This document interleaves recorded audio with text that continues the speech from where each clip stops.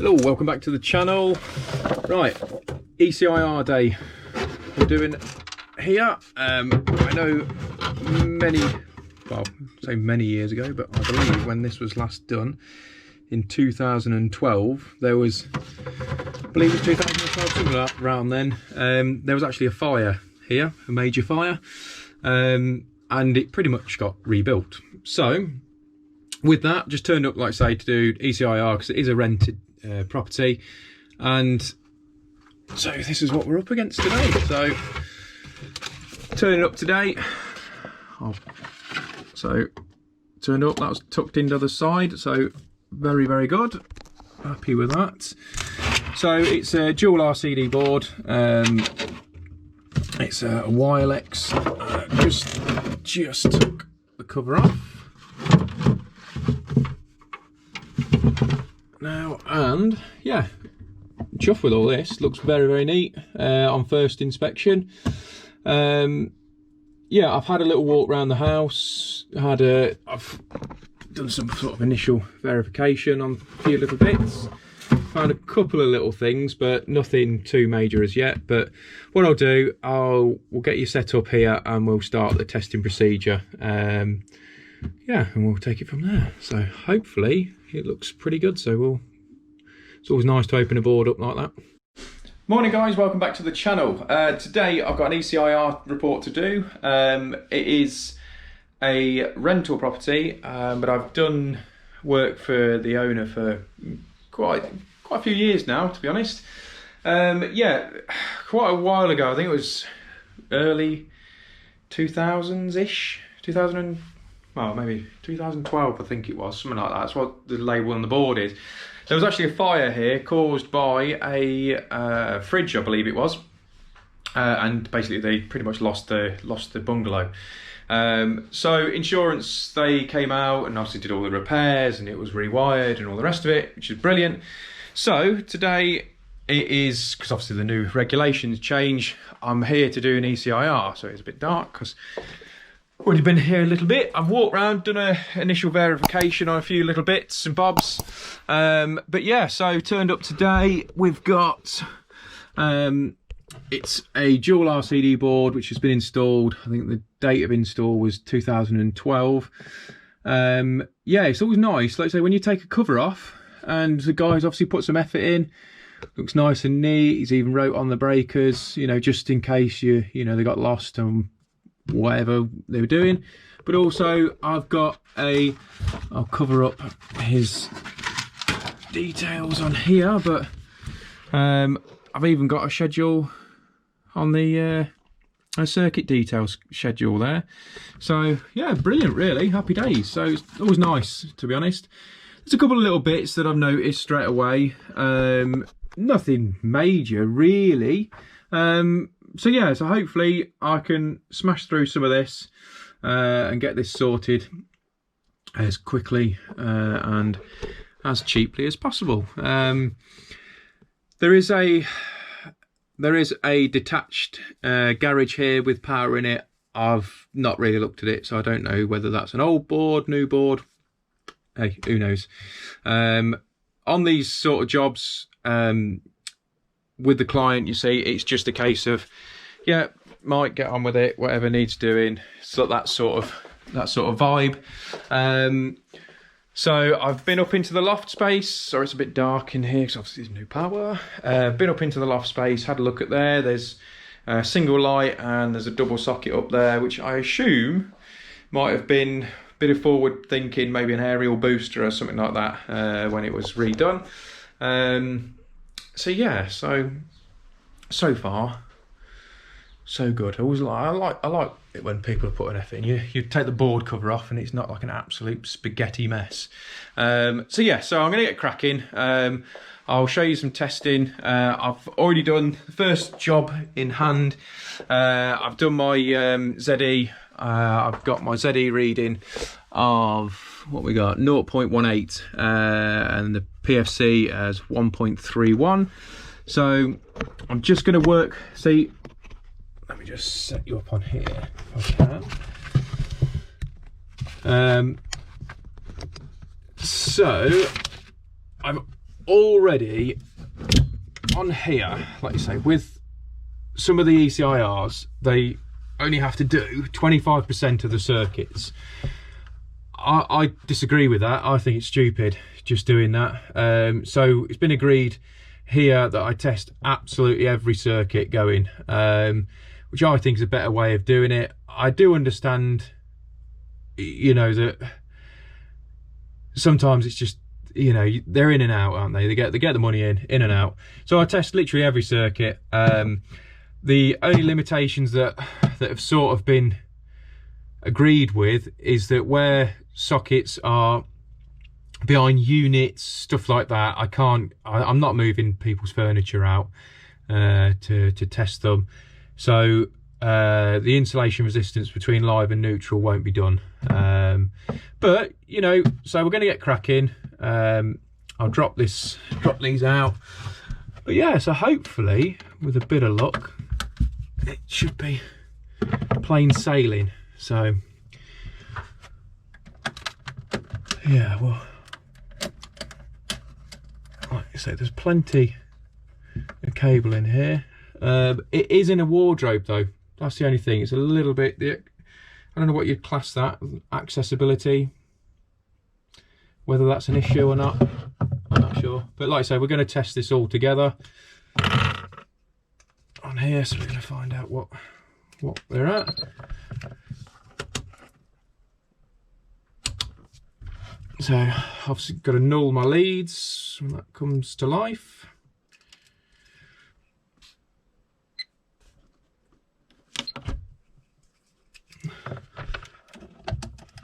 Let's try and see if I can. I know it's a little bit awkward on the camera because there's not much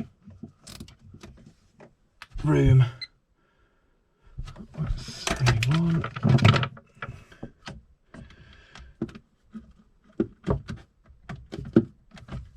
Oh, this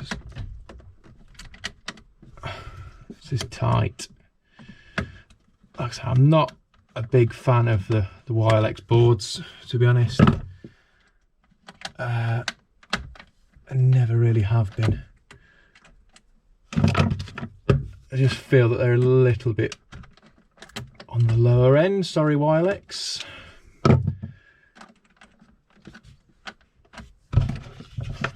But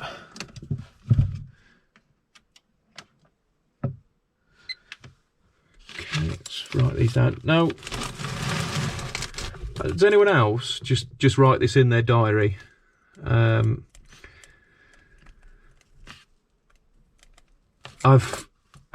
I used to write these on scrap pieces of paper and cardboard and all sorts of stuff, and ooh, a little bit high. And they always used to get lost. Yeah, that's a little bit high. So yeah, so they always used to get lost. So, you know, probably a better way of doing it. You, like I say, some people, I assume they do it on their iPad and do the certificate all in one go. But I can't really. The thing is, my iPad, I got iPad Pro, but I didn't get the cellular version of it. I didn't think I'd need it, but so I have to connect it to my phone, which is fine. But quite often, like here, I've got the signal's not brilliant on my phone for 4G, so it's just a bit slower. Hi guys, right, I've rattled through the testing. Right, I'm not, like I say, I'm not a big fan of the Warwickshire boards. For me, always been fitting Hager and stuff like that, and there's just loads more room. But I can only assume that the guy, when he installed these, he did this last, because this is really annoying because it's quite fiddly. I always like to get the meter tails in so they're at the back, out my way. Like I say, there's nothing wrong with the guy. I mean, he's not done anything wrong with that, but it's just annoying when you're coming around to test it. So, but like I say, other than that, it's great. There is bits and bobs that I've found with the installation that I'll show you, but yeah. So what I thought I'll do is I will go through testing out these bedroom sockets, it says, with you, just so you notice we can do it together. So we'll do our end to end, and we have got 0.63. So on our neutrals up here, if that didn't fall off, on our neutral we should have the same, if not very, very close. So 0.63, let's say the connection wasn't brilliant up there. 0.63, so we should be able to calculate that. So we've got 0.63 times 1.67, and we've got 1.05. So that's roughly, give or take a little bit, should be what we get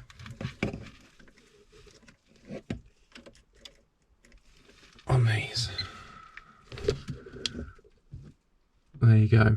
So we're within tolerances of that, so happy with that. It just gives you a good guide really of what to be expecting. If that reading came back and it was, you know, 1.35, 1.45, something like that, you know you've got a bad connection there of some sort. It might be that the screws aren't tightened down, the terminals aren't tightened down properly.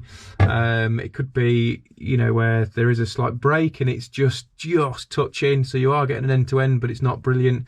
So that is part and parcel of this job, really, that you need to then go round, because you've got to take accessories off anyway to inspect behind. How I like to do it is try and take off as many accessories as we possibly can.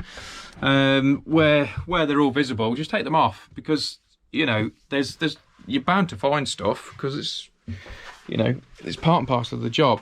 So I'm just going to quickly show you a couple of bits now that I've found just on, like I say, going through that testing procedure, doing it that way. It's silly little bits like that there's no sleeving to indicate that that's, you know, change of colour basically. So that anyone picking up on the other end of that is going to think, oh, I've got a neutral there, and you haven't. It's a switch, so that needs sleeving up.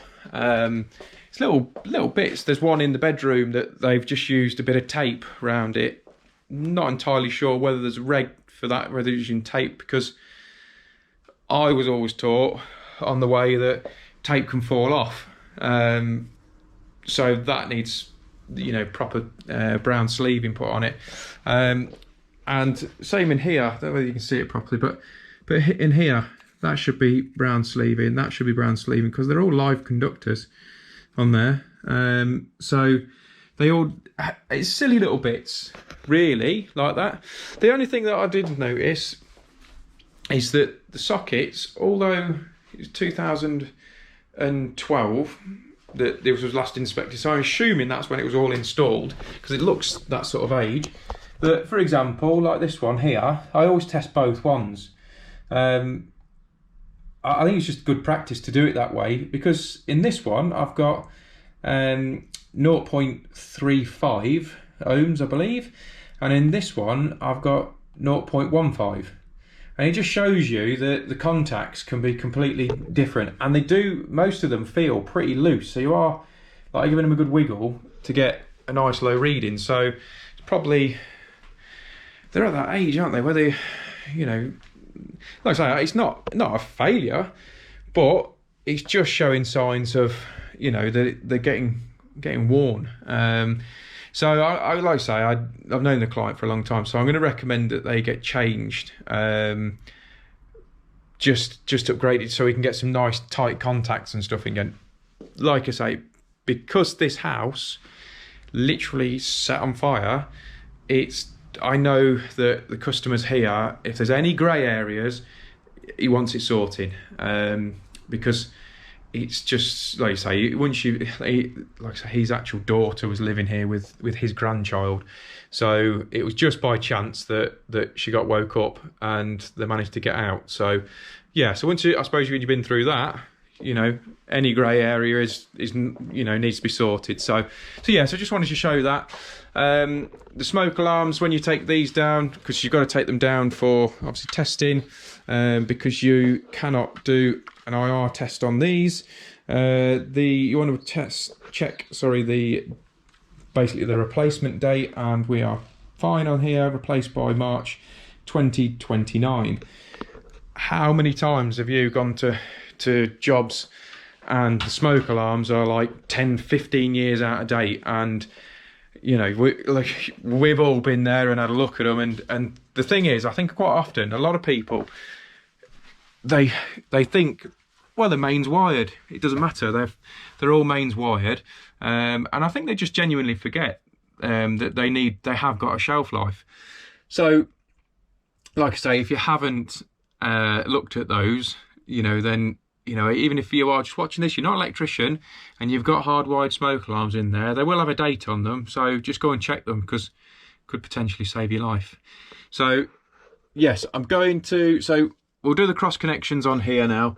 So for those of you who don't know, let me just make sure I can actually show you what's going on.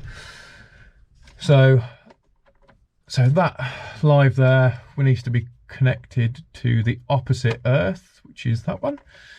So we'll put that on. That's the other thing, the labelling wasn't quite right. It says on here that the bedroom, no, was it the bedroom lights? Was just purely the bedroom lights, but it wasn't. It was actually bedroom and the hallway. Not that it's a big deal, but you know, if somebody else coming in for maintenance who's doesn't quite know, go, oh, I'll just turn those off. Might be in for a bit of a surprise. So like I say, take nothing for granted. So like I say, those are crossed over now. So what you need to do is, yes, it will give me a result. There's 0.42. So you take those out. Like I say, I'm in a cupboard here, so it's very, very awkward. So take those out, put my leads in, null that, because you're going to get a different reading because you're using different leads. So I'll put this in. Yeah, but has anyone else's work just gone mental after the old COVID? It's gone nuts. So, like I said, just for the purpose of this, I'll null these out properly for you in a minute. But yeah, so plug that in to that one. I've got a reading of 0.44. So again, turn that up, round to the next one. Switch it on would help. Just double check. So another reading, 0.44. So, oh, it's very awkward for doing that. So yeah, so like I said, I'll null these out. Go round every single socket you can do. If, for example, you have sockets behind wardrobes, because again, that always happens, you're just gonna have to put it down as a limitation on there, because it's unreasonable to be thinking that you're going to be shifting a wardrobe full of clothes. So you just need to put it down a limitation on there. As long as you can get to, like for example here, like on that one, there's a socket down there. You know, that really should be tested. Don't get thinking that's a limitation, I've got to move a settee. That's not really a big deal, is it? Now let's be honest, I'm pretty sure you're not too feeble to move a settee. So get that shifted and test that one. Like I say, but that's on another circuit. So, but yeah, so I'll get on with these. I'll show you some other bits and bobs when we get out into the garage. I'll show you that as well. That is an older board, should I say. So yeah, so we'll get on with that, and I shall catch up with you once we've rattled through this circuit and I can get out of this bit. Right, here's a classic example of what I was saying earlier on about having to force these sockets and things like that. This one, I can't get anything in that. So if I just come to test this one, I've got a reading. Oh yeah, brilliant. That one, I can't get anything in it, so that needs to be changed. But if you look at that, so that's plugged in. There, look, switched on. Nothing. So I'm going to wiggle that now. Oh look, getting some results now. Oh no, I'm going to wiggle it the other way. Oh, hello, yeah, let's just break a bit of contact. Here we go. So essentially, you imagine if you got that plugged in and this has been messed about with. So look, I'll make it dance, look. So I think that one needs to be changed, don't you? So that's the end of the testing on this board. There is a garage board as well that we're going to go and do. But just to go over things, we've got the Torx screwdriver. Now on the back of this board, on the cover, there's no Torx settings or anything. So I've had to just Google it and go on the YLX website to get the Torx settings, and according to that is that the MCB should be tightened up to 1.7 newtons. So it is important that you do it to the manufacturer's specifications. I think that's quite low myself, but they, you know, the boffins know best, don't they? But so if you, as long as you do it to what the manufacturers are specifying, that's all that matters, because they're the ones that really set it out and going, yep, you know, they've done it in a lab somewhere, yep, that's all they need. But it is really important that you do check all of these, because like I say, if you're doing an ECIR and you're only testing 25% of the circuits, there's going to be circuits that you're not touching. Does that mean that you're not going to think, oh, whatever, I ain't going to test them? For the amount of time, what's that took me? 10 seconds, 20 seconds. All right, let's be funny about it. And it's took me 5 minutes, including finding out the Torx settings on it and adjusting it.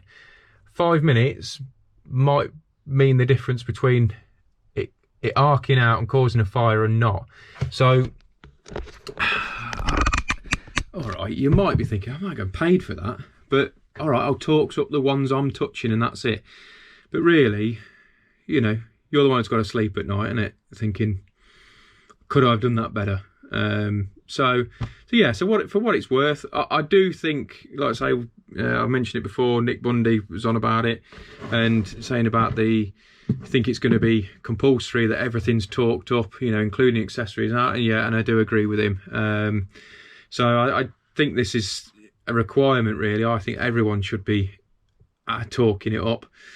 Talking all the fittings up, and certainly in the boards, I think that must be really a compulsory item, I feel. And also for you as a contractor, you must think that actually, yeah, I've done that absolutely bang on to the letter, and then, you know, you've got no comebacks on you, have you? Nobody can say, oh, that was a bad connection. That is, it's, you know, it's just fell out of there. Listen up, mate. It's on the Torx settings. There you go. Job's a good one. So you're covered. They're covered. The insurance will pay out because you've done it properly if there's any issues. So yeah. So everyone's a winner, really. But yeah, food for thought. Right. This is the garage installation that they've got. It's an old square D board. The enclosure's a bit battered, really. You can get your hand in there, so potentially you could touch live exposed conductors. I think this is probably original when this garage was built. I don't think it's been touched since. Obviously with a fire, it was obviously the house, but nothing to do with this. So I think this is original on here. There's no, let me show you. There's no labels on the board as such with a faded out on here. There's no date of installation. On there's no mixed colours, stickers. There's very, very little. This is the supply coming in, the armoured coming up through there. So there's, again, potential risk. Excuse me 1 second. Sorry about that. Phone calls and all that. Yeah, so this is the connection. I've took that off. It's just got some like chock block sort of thing in there. But like I say, that's not brilliant. It's just clipped up like this, running. So essentially, in a nutshell, what we've got: light switch, an old fluorescent strip light, and there's a double socket there, and there's one behind there. Just move that. Neatly done. Looks like that is all a bit, I don't know whether you can see that, it's a bit burnt on that one, because those terminals look massive. If you compare those to those, well, you can see that properly, but it's like double the size of those. So we'll whip those off anyway. There's only 2 in here, I'm pretty sure. I'm a bit confused though, because that garage is actually next doors. So I would have thought that that needed to be bricked up and separate. My understanding, because not very secure, is it? You know, and I suppose the risk of spread of fire, isn't it? I suppose that's another one. Yeah. I say, if you had a fire in here, or next door's electrical installation is awful, and that's set on fire, then you're not really. Oh, where you stand with that? Thinking that, because you know,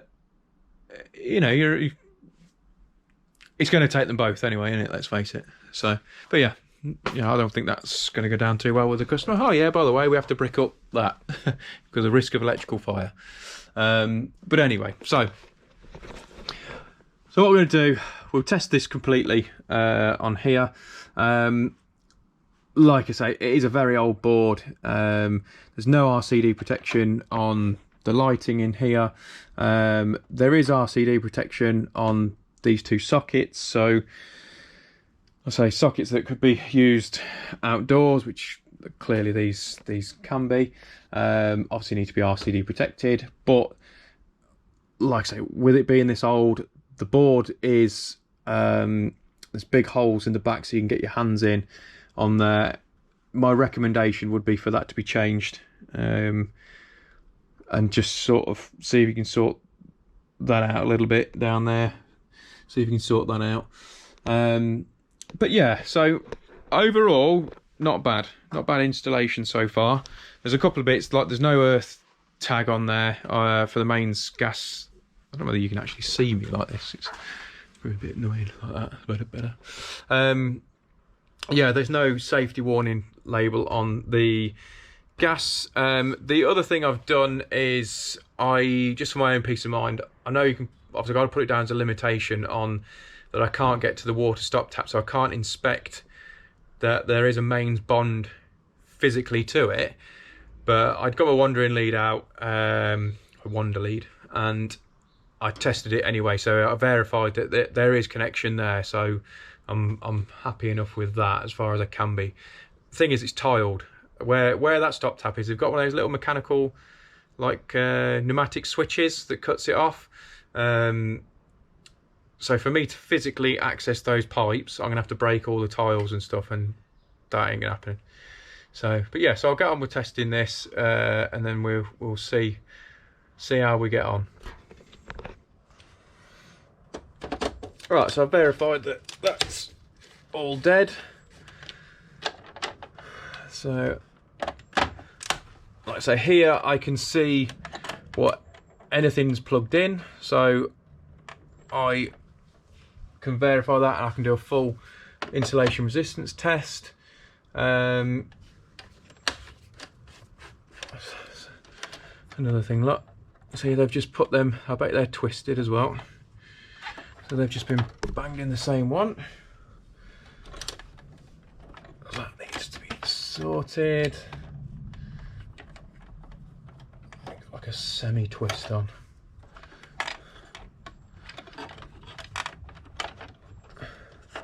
So they are separated. So let's get some end-to-ends done.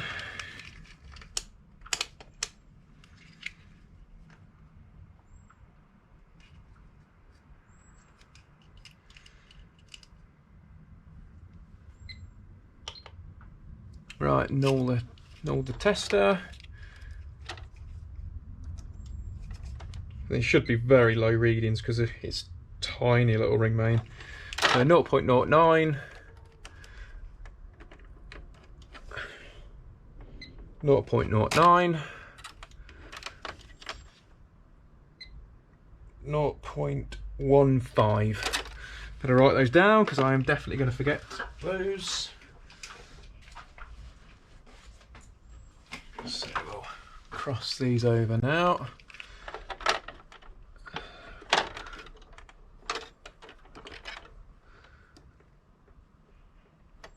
I always find it a bit tricky to fathom out when the boards are like this. That is that one. That one.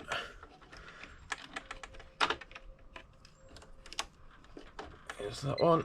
Oh. But I've got to make sure that they're not touching.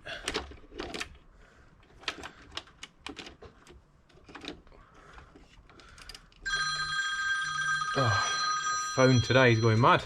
Excuse me. Sorry about that. Bloody phone. It's driving me mental. Right, so they're crossed over now. Up here, they were actually just slightly touching, so you just need to separate them so you get a proper reading. So I'll just whip round the sockets now. Right, that's another example again.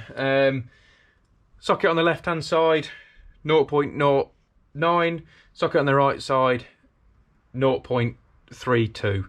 And it was actually similar on the far end. So my highest reading was 0.36. Still passable, but they definitely need to be changed. Like I say, my customer probably doesn't use this, you know, the lighting and all the rest of it too much in here, but the thing is, you've got potential risk, haven't you? So I'm pretty sure he's going to want to get this sorted. So insulation resistance testing now. So let's make sure I'm on the right one. So we've got, yeah, we're all good. I'll tell you what, I'll do it the other way, just for argument's sake. So we're tested at 500 volts now. So 999.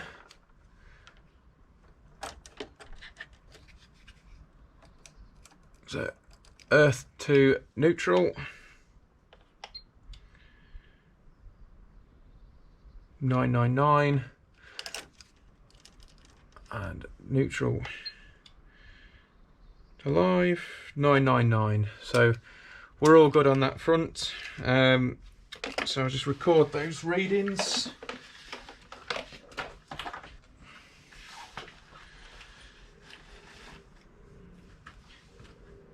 So we'll get those put back in now. So that earth sleeving onto one. And then we can put earth sleeving back into the other one. Ooh, this is fiddly. So they're all separate then. Ready for the next guy.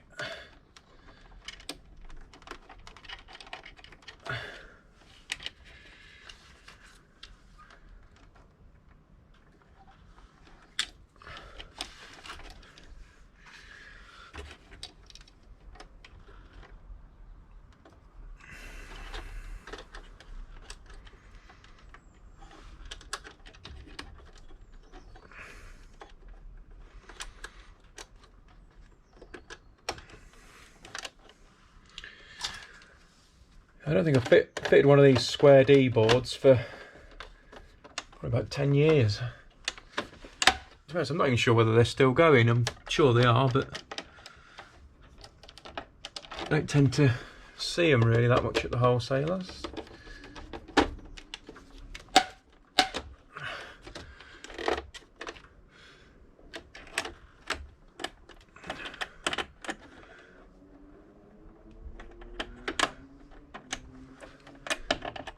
But this board really is a bit overkill on the size for the installation it's got, but I assume it's one that they had a good offer on at the time.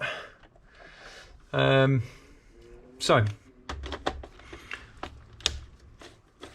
onto to the lighting. So we'll just bring that round and tuck that into there. But yeah, no earth rod in here at all.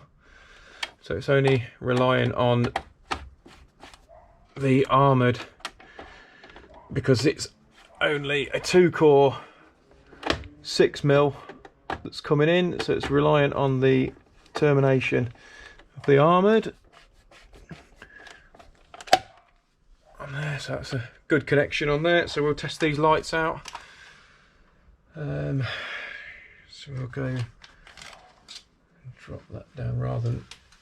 I'll tell you what I'm going to do. I'm going to do it at the. I'm going to get the Wander lead out, I think, because I don't want to take that case off. I'm going to do an R2 test. 2 sec. Right, I've got the Wander lead on, and yes, obviously I've nulled that out, because that gave me actually one ohm on there. Right, it's only literally here to here. At that light there, I've got I think it was 1.26. Down here, I've got 1.36. Like I said, there's no indication on there, and literally the earth sleeving is just folded back over on itself. So I didn't want to, but it should be minimal, because the run is literally there, along there, into there, and then back to a switch. So what do you reckon? 0.3, something like that? Shouldn't really be much more than that. So I didn't really want to, because the reason why I didn't want to take this light down is not because I'm being lazy. It's because I think this might break. They get a bit fragile and stuff over the years, and I didn't really want the blame of, oh, you've broke that, you need to replace the light. So, but I'm not happy with that result, so I'm going to take it down. I'm going to go against my better nature and take it down. So I'll show you once I've got that open. Right, sussed it out. There was a bad connection in there. So to replace, well, re-terminated that now. It was barely touching. On here there's a little tab, little earth tab, I don't know whether you can see it. Barely touching in there. But again, like I say, there's no, I suspected that would be the case anyway, there's no indicator to say that that's a live conductor, because that is my switch line there. So, like I say, it doesn't look particularly bad condition. Cable entry's a bit. Let's try and get over here without breaking my neck. It's clipped up.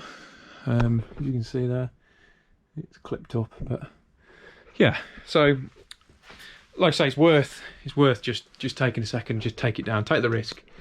Worst case scenario, you can get into an argument, but with a customer. But I don't.